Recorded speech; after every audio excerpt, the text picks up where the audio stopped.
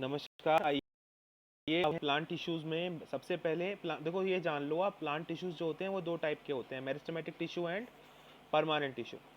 तो meristematic tissue वो होता है जो रैपिडली ग्रोइंग सेल्स का टिश्यू होता है, यानी in this tissue cells are dividing rapidly and they are showing growth. तो सबसे पहले हम एक एक्टिविटी पढ़ेंगे, एक्टिविटी 6.1, और इसके बेसिस पर हमें समझ में आएगा मेरिस्टेमेटिक टिश्यू कहाँ पर होता है या क्या करता है। सबसे पहले आप देख पा रहे हो फिगर 6.1, इसमें आपको दिखाई दे रहे हैं दो ओनियंस। ये दोनों ओनियंस इन्वर्टेड कंडीशन में हैं और ये कहाँ पर प्रेजेंट है, ग्लास के ऊपर लगा दिए गए हैं। यहाँ अंदर वाटर प्रेजेंट है ग्लास में।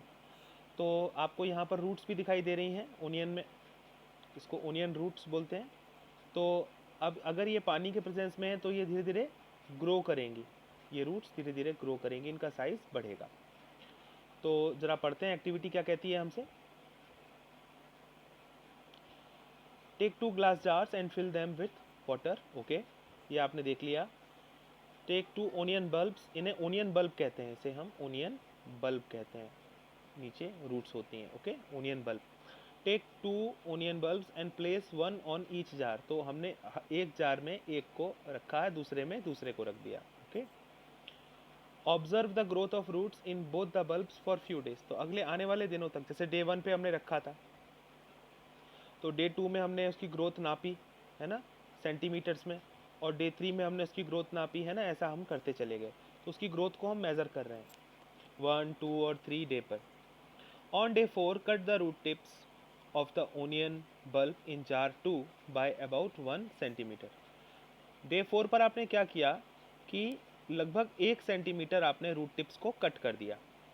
तो जो रूट टिप्स थी उन रूट टिप्स को आपने कट कर दिया अबाउट 1 सेंटीमीटर। तो क्या होगा ऐसा करने पर, ऐसा करने पर जो इनका साइज़ है वो फिर से कम कर दिया आपने, 1 सेंटीमीटर आपने इसको कट कर दिया है। सपोज़ आपने ऐसा कुछ किया, ठीक है ना, कट हो गई रूट टिप्स। तो फिर आपसे वो कहते हैं now observe the growth of the roots in both the jars. इसके बाद आप अगले 4 से 5 दिन तक आप फिर से आगे मेज़रमेंट जारी रखो अपना, और देखते रहो क्या ग्रोथ आगे उनकी हो रही है ओनियन रूट टिप्स की, और आपको क्या ऑब्जर्वेशन मिला। तो वो आपसे ये कह रहे हैं। तो यहाँ पर देखिए, अब हमारे पास क्वेश्चन आ जाते हैं। From the given observation answer the following question. जैसे पहला, which of the two onions has longer roots. तो दोनों में से किसकी रूट्स लंबी हैं। तो आपको पता चल जाएगा कि जो फर्स्ट वाला था उसमें रूट लंबी होंगी, बिकॉज उसे आपने कट नहीं किया था, सेकंड वाले को आपने कट किया था, तो फर्स्ट वाले में लॉन्ग होंगी। ठीक है ना, तो इसका आंसर हो जाएगा first. Do the roots continue growing even after we have removed their tips. तो आंसर आ जाएगा नो, रूट्स ने ग्रो करना बंद कर दिया था, है ना, नो ग्रोथ इज सीन। जब आपने टिप काट दी थी ओनियन की, रूट टिप, तो उसने आगे ग्रो करना बंद कर दिया। थर्ड क्वेश्चन आता है, why would the tips stop growing in jar 2 after we cut them. तो ऐसा क्यों हुआ कि आपने जब टिप कट कर दी तो उसने ग्रो करना बंद कर दिया। तो उसका आंसर ये सिंपल है कि देखिए, मैं यहाँ पर एक ओनियन बना दिया सपोज, अब इसकी मैं रूट्स दिखा रहा हूँ आपको। सपोज ये रूट्स हैं, जब हम इन रूट्स को कट कर देते हैं, ठीक है ना, यहाँ से मैंने कट किया इसको रूट को सपोज, ठीक है ना, तो ये जो नीचे वाला पार्ट है ये ग्रोथ कर रहा था। इसमें कैसे सेल्स प्रेजेंट थे, रैपिडली ग्रोइंग सेल्स। तो ये जो जोन था रूट टिप पर, कहाँ पर, root tip, root tip, root का सबसे आगे वाला भाग, वो है मेरिस्टेमेटिक टिश्यू से बना हुआ, वो टिश्यू जो रैपिड ग्रोथ करता है। तो अगर आप इस टिश्यू को ही कट कर दोगे, आगे फ्रंट वाला पार्ट कट कर दोगे, तो कैसे नया रूट का जो पार्ट डेवलपमेंट है वो होगा, नहीं होगा। तो हम देखेंगे कि आने वाले कुछ दिन तक हमें उसमें ग्रोथ होती हुई नहीं मिलेगी, और उसकी जो ग्रोथ है वो बंद हो जाएगी। तो इससे हमें समझ में आया कि वो लोकेशन इंपॉर्टेंट थी जिसे आपने कट किया था, ठीक है ना, वहाँ पर मेरिस्टेमेटिक टिश्यू प्रेजेंट था। The growth of plants occurs only in certain regions. तो प्लांट की जो ग्रोथ है वो कुछ स्पेसिफिक रीजन में ही होती है। This is because the dividing tissue also known as the meristematic tissue is located only at these points. क्योंकि वहाँ पर कौन सा टिश्यू पाया जाता है? मेरिस्टेमेटिक टिश्यू पाया जाता है। तो जहाँ जहाँ मेरिस्टेमेटिक टिश्यू होता है प्लांट्स में, वहाँ वहाँ हमें रैपिड ग्रोथ होती हुई दिखाई देती है। जैसे एपिकल, अब उसको 3 पार्ट्स में डिवाइड कर सकते हैं मेरिस्टेमेटिक टिश्यू को: apical meristem, lateral meristem and intercalary meristem. देखो मेरिस्टेम बोल रहा हूँ, मेरिस्टेम, ठीक है ना। Apical, lateral and intercalary meristem, 3 प्रकार का मेरिस्टेम प्लांट्स में आपको दिखता है। और new cells produced by the meristem are initially like those of the meristem itself. तो मेरिस्टेम के अंदर जो नए सेल बन रहे हैं, सपोज ये मेरिस्टेमेटिक सेल्स थे आगे वाले, इन्होंने डिवाइड करके और सेल्स बनाए, ठीक है ना। तो ये बिल्कुल मेरिस्टेमेटिक सेल्स जैसे ही नए सेल्स होंगे, ठीक है ना। But as they grow and mature, they characterize and their characteristic is slowly changed and they become differentiated as components of other tissue। लेकिन धीरे धीरे क्या होता है, सपोज हम लिखते हैं ऐसे, यहाँ पर मेरिस्टेमेटिक सेल्स प्रेजेंट हैं और बहुत सारे सेल्स हैं, ओके। अब जब ये डिवाइड करेंगे तो क्या होगा, नए सेल्स प्रोड्यूस होंगे और हम देखेंगे न्यू सेल्स आ रहे हैं। लेकिन जो पीछे सेल्स छूटते चले जाएंगे उनका क्या होगा, वो धीरे धीरे इलोंगेट होंगे, ग्रोथ करेंगे और अपना रैपिड डिवीज़न छोड़ देंगे। और अब वो क्या करने लगेंगे, कोई फंक्शन करना स्टार्ट कर देंगे। मतलब वो अपनी ग्रोथ अब नहीं करेंगे, फंक्शन करना स्टार्ट कर देंगे। और अब हम उनको क्या बोलेंगे, परमानेंट टिश्यू। यानी उन्होंने क्या कर लिया है, उन्होंने अपने आप को डिफ्रेंशिएट कर लिया है।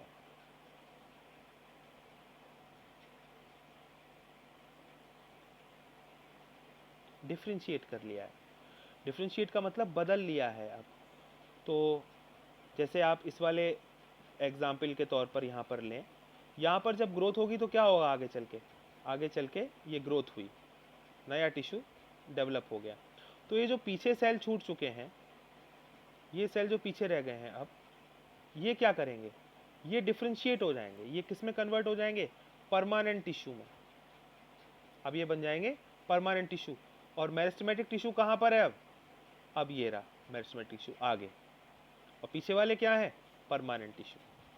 अच्छा चलो आगे चल के फिर दोबारा से और ग्रोथ हो गई। तो अब ये क्या हो गया, परमानेंट टिश्यू। डिफ्रेंशिएट हो गए पुराने सेल्स जो पीछे छूट गए थे, वो डिफ्रेंशिएट हो गए। और मेरिस्टेमेटिक टिश्यू किधर है, आगे।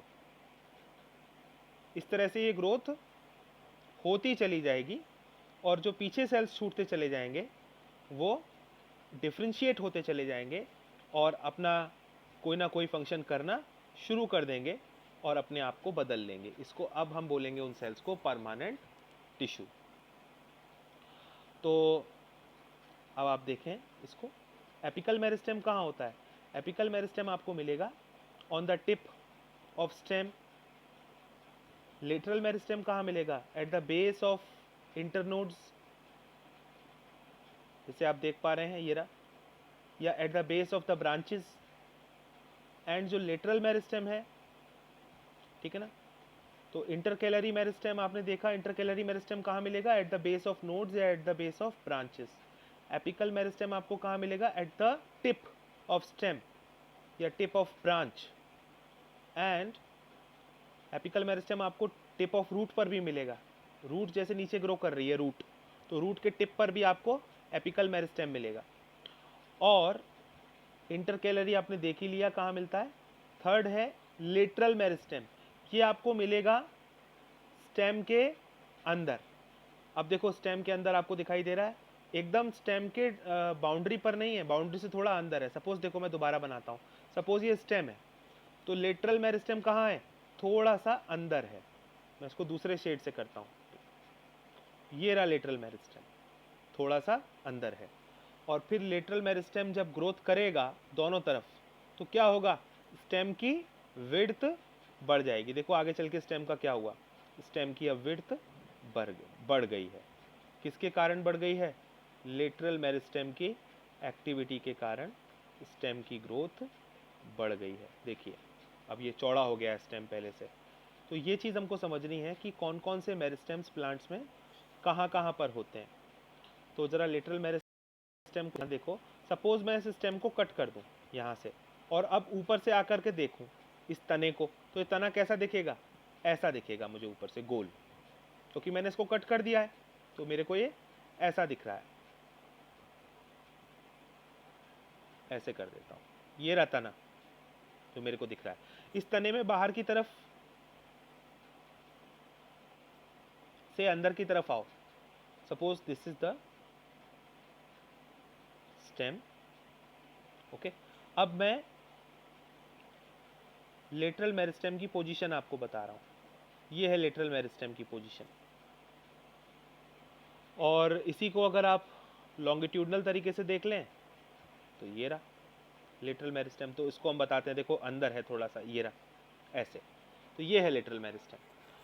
चलिए आगे बढ़ते हैं। एपिकल मेरिस्टेम कहाँ पर है, it is present at the growing tips of stem and roots and increases the length of stem and root.